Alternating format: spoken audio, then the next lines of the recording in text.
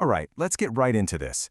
We're talking about a freelance coder, Jack Harlan, whose pretty normal Friday night gets completely derailed. He's about to be pulled into a world that's operating just, right underneath the surface of our own. It all kicks off on a rainy street, but believe me, it ends up somewhere you won't find on any map. So it starts with what looks like a simple medical emergency. An ambulance just kind of shows up out of nowhere.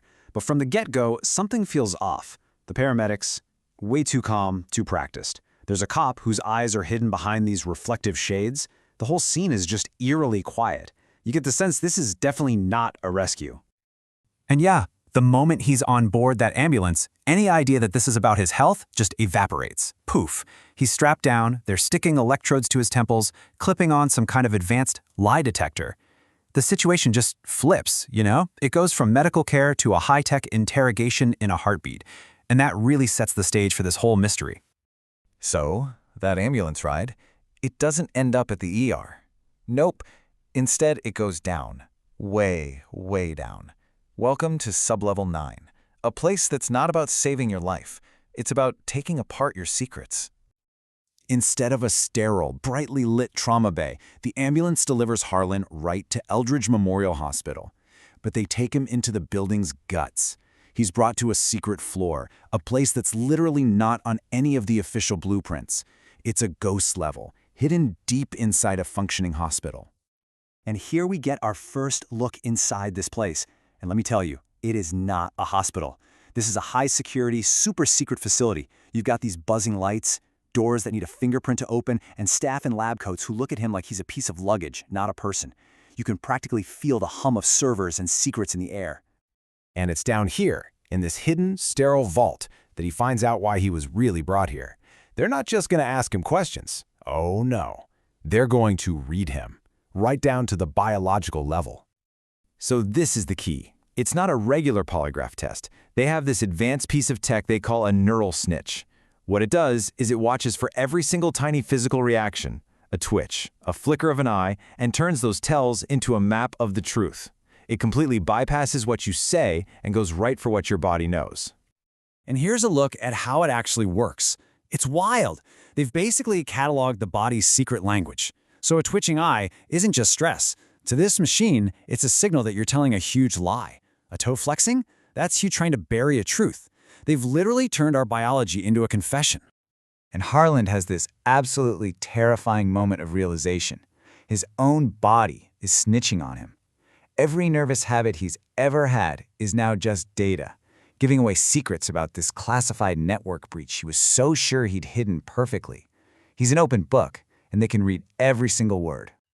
The machine is so smart, it doesn't just catch lies, it analyzes how he's lying.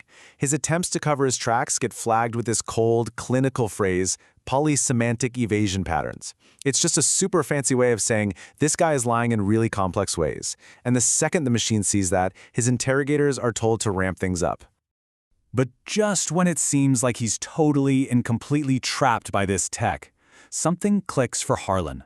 He realizes he actually understands the trick behind their so-called magic. He recognizes what they're doing. It's a high-tech version of mentalism. The art of reading people's subtle physical cues, their tells, to make it seem like you're reading their mind. They haven't invented a mind reader. They've just built a perfect tell reader. And if you know what they're looking for, well then you can start messing with the signal. This changes everything. The whole system is built on one assumption, that his reactions are involuntary. So what happens if he starts making them voluntary?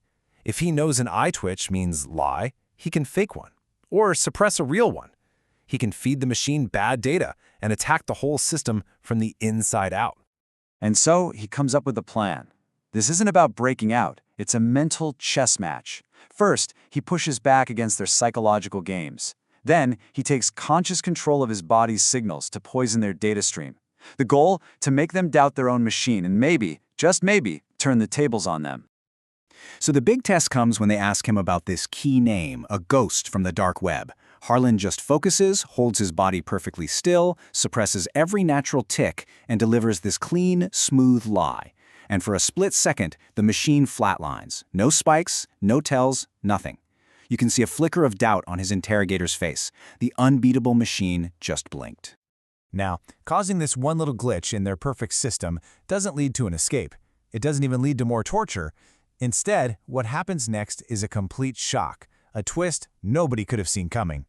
Instead of getting tougher on him, they let him go. Just like that, they release him from this hidden floor, telling him to just go back to his life, but with this really ominous warning that they'll be in touch. He's shoved out a service exit, finds himself back in the real Eldritch Memorial Hospital, and then he's just back on the street. So Harlan bolts. He runs to a friend's place, a safe house he thinks is totally off the grid. But this is where the true horror of his situation starts to sink in. First, he makes it to safety. Then, his friend Tommy starts telling him about his new coding gig, a project using AI to create these predictive videos. And then comes the echo.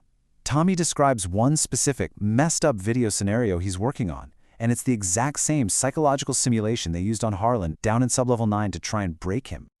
The realization just hits him like a ton of bricks. The secret psychological program they used on him, it's not locked away in that hidden hospital basement.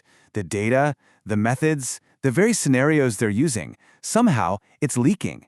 It's broadcasting out into the world, ending up on the laptops of freelance coders like his friend. The tools of his interrogation are already out there. And this leaves us with this final, really chilling question.